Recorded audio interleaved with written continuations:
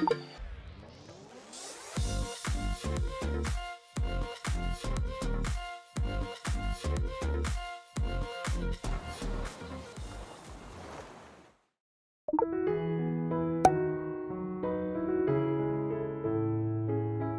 ganda. Sobrang bilis lang. Sobrang organized. Tapos may waiting area. Hindi na. So, pag nakuha mo na, wala pang 5 minutes, balik ka na. Pwede ka na ang bumiyahe, mag-tour sa Ilocos Norte. Let's go!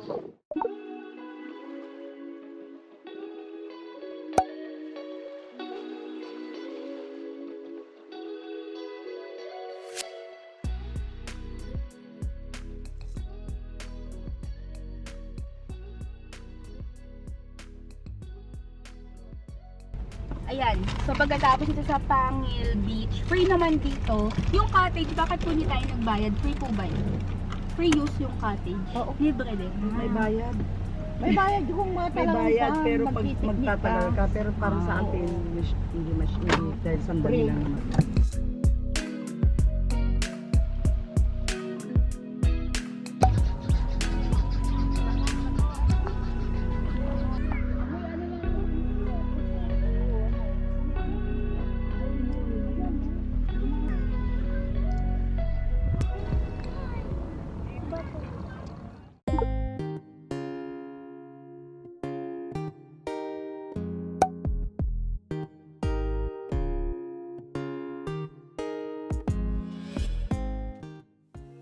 So, dito naman tayo ngayon sa Paway Church. Sa picture, inisip ko siya sa picture, parang maliit lang na simbahan. Pero dito, ang laki niya. So, tara, pasok tayo.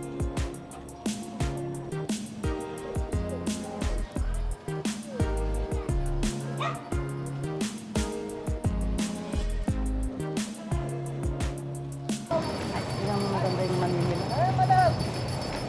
Duhat, Siniguelas.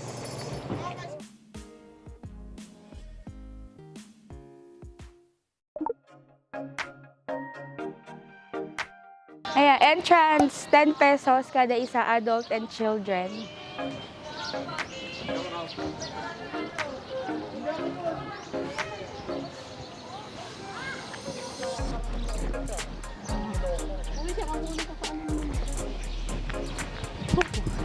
Wow!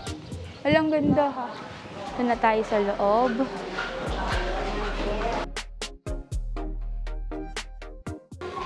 So, dito yung dining hall. So, ito naman yung kwarto ni BBM.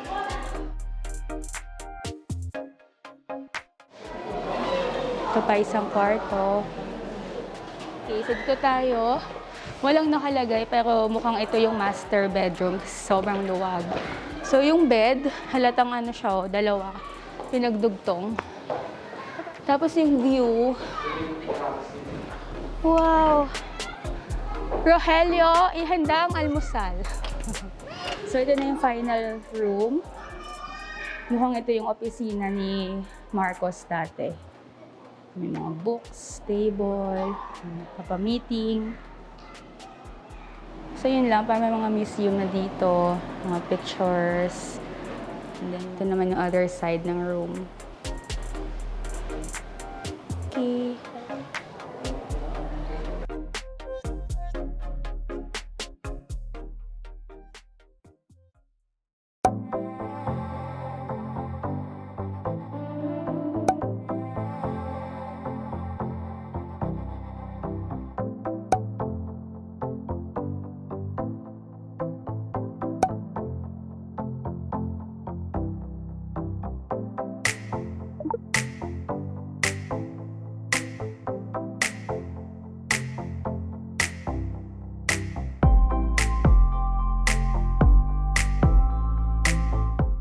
Dito na kami sa Batak.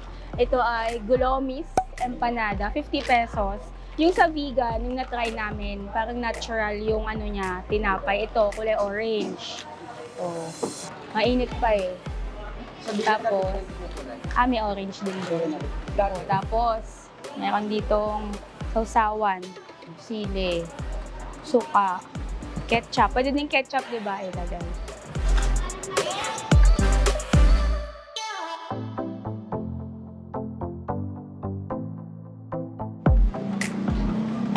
Mickey. Ito naman, 40 pesos. Maanghang po ito. Hindi po, ma'am. Ay, Pwede mo siyang lagyan ng chili oil po. Ito yung Mickey. Kung gusto mo maanghang, pwede lagyan ng chili oil at paminta. 40 pesos.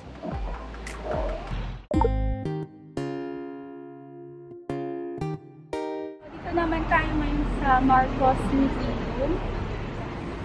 Dito 50 pesos pag adult, pag bata po wala, libre. O, libre na oblig.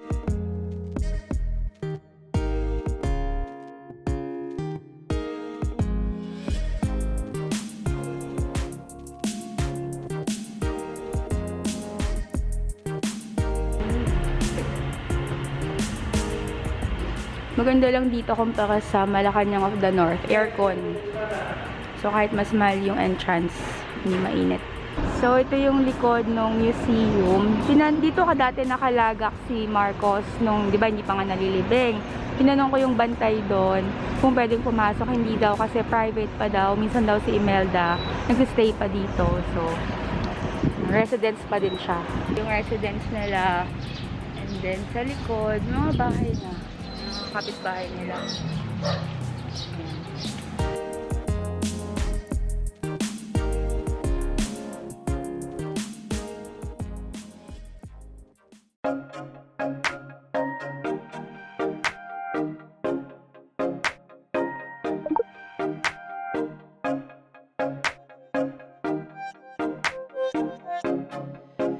Okay, so dito naman tayo sa Lawag. Ito yung parang City Hall ata to. Tapos doon naman yung Ilocos Norte Capitol.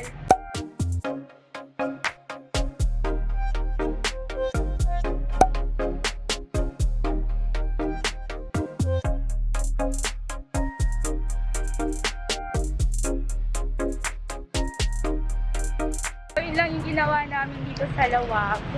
Mabilisan lang kasi punta naman kami sa Windmills. Ayan, 4:20. Sana abot pa. Ang daming magagawa dito sa Ilocos kasi yung panahon kulang.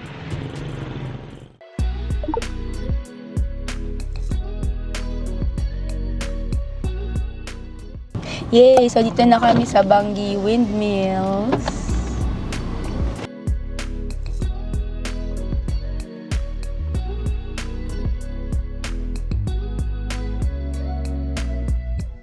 So, dito naman tayo ngayon sa Bangi Windmills. Wala ka namang gastos dito, libre yung entrance. Naman, hindi kulay puti, pero dark, dark yung kulay, pero malinis. Kung titignan mo dito, walang kalat, wala ding bato, walang seaweed. So, yan, dito sa Bangi Windmills. First time ko dito. Ang ganda niya, nakakatuwang makita up close.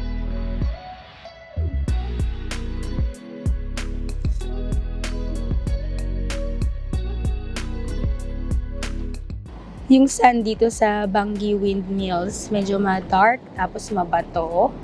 Hindi ko sure kung pwede mag-swimming dito, parang malakas yung alon. Pero ito yung pinakamalapit sa akin. Ayan, taas. Yung height ng windmill, kung ikukumpara mo sa sasakyan at tao, ayan ang difference. Sayang lang hindi umikot ngayon, pero maganda pa din. Ito yung mga souvenir windmill. Yung ganitong size, 100. Yung ganito kalaki, 350 hanggang 300 pesos. Meron din mga t-shirt, 150 pesos. Kaya parang maliit yung size. Ito, XL. Ang large lang sa ibang t-shirt. Ito mga keychain. Magkano dito? 100 itong isa. Itong keychain, 105 pieces. Maging white. Chef magnet.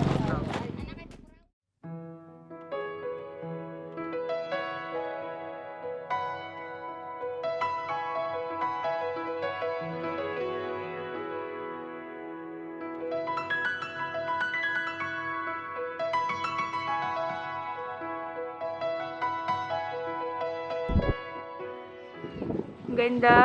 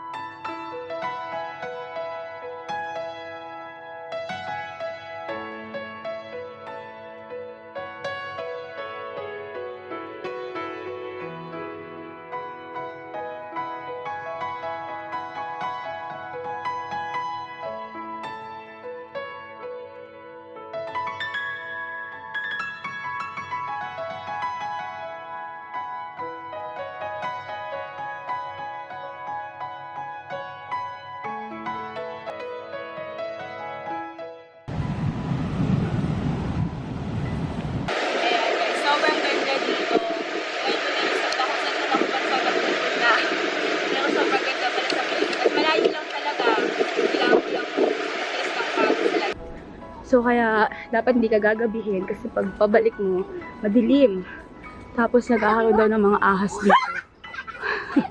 Tsaka mabato yung daan. Kaya dapat mga 6, tapos ka na dito.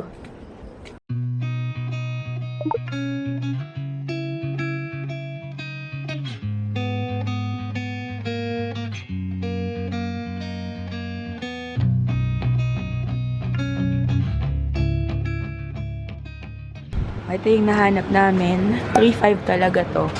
Binigay ng 2,000. Kasi alis din naman kami agad. Ito yung CR. Sinigang de Hiponias. Ay, chicken. Sarap, yes? Yes. Yes. With rices. Rice. Yes. And fried. Thank you. Then,